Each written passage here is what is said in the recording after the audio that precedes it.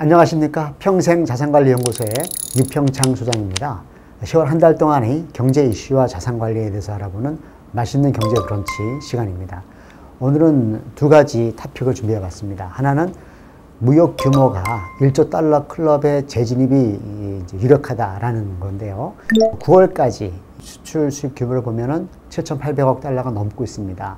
과거 2014년도에 1조 달러가 넘었던 때로부터 3년 만에 다시 1조 달러 클럽의 재진입이 올 연말 기준으로 가능하다 이런 건데요.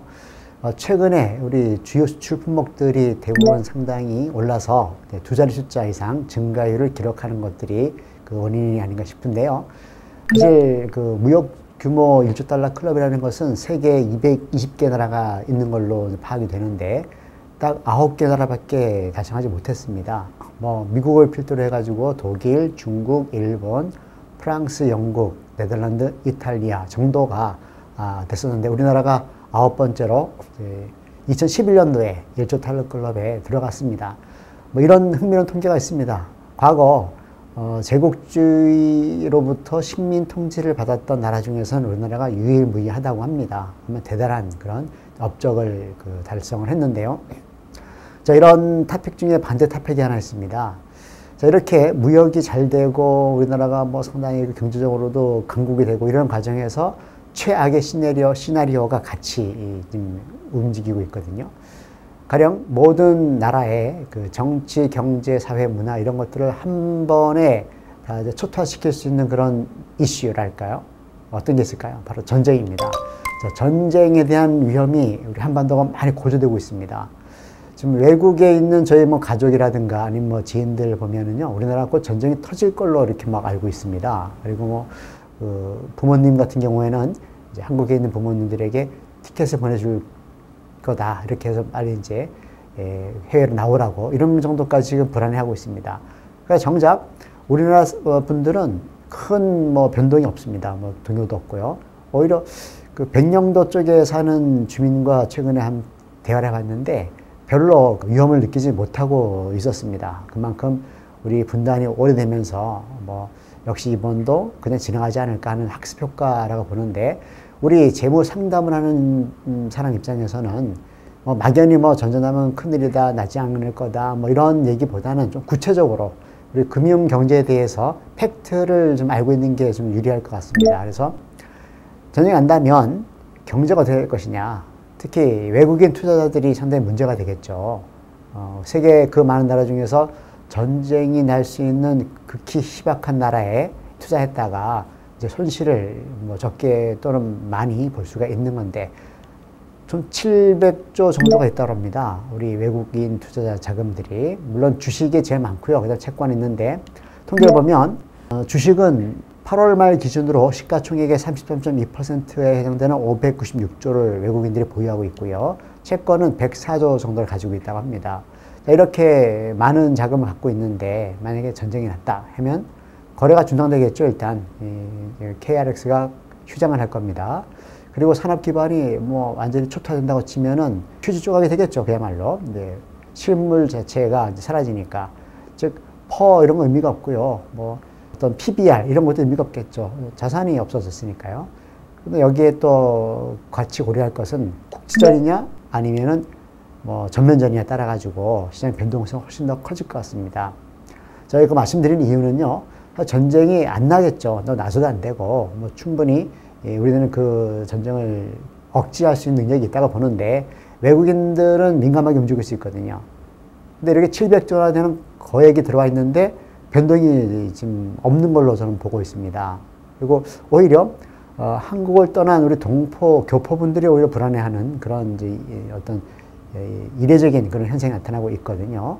물론 일부 어떤 여행이라든가 이런 쪽에 대해서는 좀 자제를 하는 그런 나라가 있을 것 같습니다. 하지만 경제 전선은 전혀 문제가 없다. 이렇게 말씀드리고 그리고 구체적으로 700조라는 돈이 다 있는데 이 많은 외국 자본도 피해를 입을 거 아니겠습니까? 전쟁을 통해서. 그러면 자연스럽게 전 세계가 다 자동으로 이해관계자가 되는 그래서 더 전쟁 억지력이 생기지 않겠는가 하는 생각을 해봤습니다. 자, 7대 지표로 한번 다시 살펴보겠습니다. 지난달 소비자 물가지수는요, 전년 동월 대비 2.1% 상승했습니다. 이 정도 수준이라고 한다면은 우리 정기예금 금리를 높여서 가는 수준이거든요. 즉, 정기예금을 많이 하면 할수록 자산이 손실이 생기는 이런 환경이 지금 조성되어 있다고 볼 수 있고요. 소비자 심리지수는 좀 빠진 반면에 제조업, BSI 지수는 올랐습니다. 좀 중폭 올랐거든요. 5포인트니까. 무역 수지는 뭐 사상 최대 거의 수준으로 와 있고요. 그리고 우리 ESI라고 하죠. 경제 심리 지수는 지난달 큰 차이는 없습니다. 조금 빠졌습니다. 자, 주가 지수를 보겠습니다. 제가 관찰하고 있는 우리 코스피, 코스닥, 그리고 미국, 중국 주요 지표를 보게 되면 소폭 움직였는데 특별히 유의점은 뭐 발견할 수가 없습니다. 정상적인 그런 변동이라고 볼 수가 있고요. 자, 금리는 저는 계속 유의해서 보고 있는데 1,400조라는 그런 가계부채가 전부 다 금리 하나 보고 있지 않습니까? 특히 우리 뭐 한국은행 기준금리는 당연히 미국의 어떤 패드의 기준금리 따라서 연동되는 그런 환경인데 미국에서는 금리를 계속 올린다고 얘기를 하고 있고 일부 오르고 있고요. 하지만 우리나라는 지금 거의 1년 넘게 1.25%에서 동결되어 있거든요. 그리고 뭐 나쁜 시나리오로 본다고 하면 내년봄 정도, 올 연말이나 내년봄 정도에 뭐 0.25%포인트가 오르지 않을까, 아니면 동결되지 않을까. 전체적으로 볼 때는 미국 금리와 같이 가든지 아니면 미국 금리보다 조금 하향되든지 이런 형국을 일정 기간 보일 것 같습니다. 그 방증으로 일단 시중 금리가 움직이지 않고 있습니다. 특히 은행권 금리는 그대로 있고요. 상호저축은행 금리는 오히려 좀 내렸습니다. 여기서 상호저축은행 금리가 2.27%인데요. 최고금리가. 인터넷 뱅킹 같은 걸 빼고 한 겁니다. 그 대출에 연관되어 있는 그 코픽스 금리는 움직이지 않았습니다. 그대로 잔액 기준이 1.59%, 신규 취급액이 1.47%. 여기에다가 개인들의 신용도에 따라 가지고 금리가 좀 올라갈 겁니다. 그래서 현재 아파트 담보대출을 받는다면 파리 부동산 대책을 떠나 가지고 2% 중후반 또는 3% 초중반으로 이렇게 형성이 되어 있습니다. 이런 정도라면 가계부채를 좀 무리해서 받았다 하더라도 소득원이 있다고 하면은 견딜 수 있는 수준이거든요. 1억 원일 경우에 3%면 300만 원, 월 25만 원이거든요. 2억일 때 50만 원. 이 정도면은요, 사회초년생들인 직장인이 오피스텔에 거주하더라도 한 달에 50에서 60만 원 냅니다. 그런 입장으로 본다면은 부부가 맞벌이 한다든가 아니면 이렇게 좀 규모가 있는 고액 연봉자 같은 경우에는 빚이 2억, 3억 받았더라도 그렇게 동요하지 않아도 되는 그런 환경을 좀 보여주고 있고요. 환율은요, 역시 우리 경제가 좀 안정이 되는 모양새를 취하면서 변동이 거의 없었습니다. 월 평균 환율로 봤을 때 8월에 비해서 9월이 1원 58전 움직였으니까 크게 움직이지 않았다고 이제 보겠습니다. 통화량은요, M2죠. 총통화 M2는 조금 내렸습니다. 그리고 투자자 예탁금이라든가 코스피 주식거래 대금, 주식형 펀드 잔액은 강보합세로, 특히 주식형 펀드가 다시 오르고 있습니다. 계속 수년째 내려가다가 지지난달서부터 소폭 오른다는 것은 최근에 우리 코스피 그 지수의 좀 활성화, 좀 반도체라든가 일부 품목 때문에 지수가 오른 건 있지만 거기에 따라서 펀드까지도 좀 상승하지 않는가 이런 생각을 해봤습니다. 자, 원자재는요, 제가 두 가지를 보고 있는데 석유하고 금이거든요.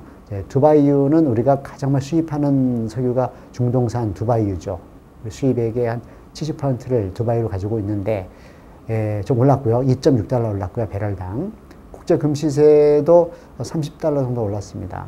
이 부분은 국제 금시세라고 한다면은 일부 이제 우리나라 같은 경우는 전쟁 위험이라든가 이런 이제 변동성 때문에 안전자산이 뜨는 것 같고요. 두바이 같은 경우는 경제가 좀 좋아지기 때문에 따라서 그 어떤 산업 활성화 징표죠. 석유 그 가격이 또 좀 올라간 걸로 보여집니다.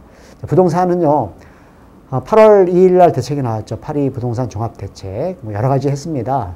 조정 대상 지역도 했고, 투기 과열 지구도 선정했고, 투기 지역도 선정을 했고, 그래서 최악의 경우는 여러 주택 갖고 있는 사람이, 3주택 이상인 사람이 해당 지역에 집을 갖고 있다고 치면은 양도 차익에 대해서 최고 66%까지 탄력세율을 적용받아서 세금을 내야 되고요.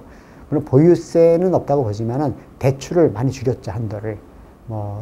투기 지역이라든가 투기 과열 지구에 있는 그런 다주택자 같은 경우는 대출을 30%밖에 받지 못하는 이런 정도로 해서 지금 금융 규제를 통해서 집값을 잡아보겠다. 이런 큰 틀입니다. 하지만 그 공급을 확대할 전략은 크게 보이지 않고요. 특히 문제가 되는 게 뭐냐 하면 대출을 쪼개다 보니까 집을 가지고 있는 사람들은 여러 채를 갖고 있는 사람은 좀 부자지 않습니까? 이분들이 기존에 보증금부 월세를 받다가 전세로 돌리는 경향이 있습니다. 그러면 그다음 월세는 내고 살 수는 있는데 목돈이 없는 분들은 전세를 못 살지 않겠습니까? 오히려 서민들이 좀 불똥이 튀어서 좀 고생을 할 수 있는 그런 환경도 조정 대상 지역이라든가 투기 과열 지구에 있는 보증금부 월세에 사는 분들은 피해를 입지 않을까 생각을 해봅니다. 왜냐하면 대출을 막아놓으니까 전세금 보증금 올려서 무이자 대출이죠. 이 부분 가지고 또 집을 구입하는 이런 사례가 이제 발견되고 있습니다. 통계를 보게 되면은요, 주택 매매 가격 지수라든가 주택 전세 가격 지수가 전기 대비 소폭 좀 오르거나 이제 멈춰 있습니다. 즉 전세 가격 지수는 제로가 되어 있고요. 주택 매매 가격 지수는 0.1%가 좀 올랐는데 아무튼 둘 다 하락세가 지금 감지되고 있습니다. 물론 강남 지역이라든가 일부 지역은 그럼에도 불구하고 최근에 다시 절대 공급량이 부족하고 수요량은 증가하기 때문에 실수요자가 좀 움직여도 집값이 움직이는 거거든요. 꼭 투기 수량만이 아니라도 여기는 오르지만 그 외 지역은 좀 하락세가 일부 조짐이 보이고 있고요. 물론 이것이 트렌드상 완전히 하락세로 갈 것이냐 이것은 좀 지켜봐야 됩니다. 근데 한 가지 유의미한 그런 통계가 있습니다. 전국의 주택이 1955만 채인데요. 이 주택을 가격 순으로 나열했을 때 중간 가격이 2억 9,458만 원입니다. 이게 3년 4개월 만에 내렸습니다. 조금 196만 원, 뭐 크지 않은 것 같지만 전국으로 볼 때는 규모가 있는 수치입니다. 즉 계속 오르기만 하다가 3년 4개월 만에 이제 꺾였다. 중간값이 일부 뭐 초부유층들이 사는 집이 아니라 전국에 있는 집을 얘기한 겁니다. 중간 가격이 내렸다라는 것은 하락세를 다시 한번 보여주는 그 데이터가 아닌가 이런 생각을 해봤습니다.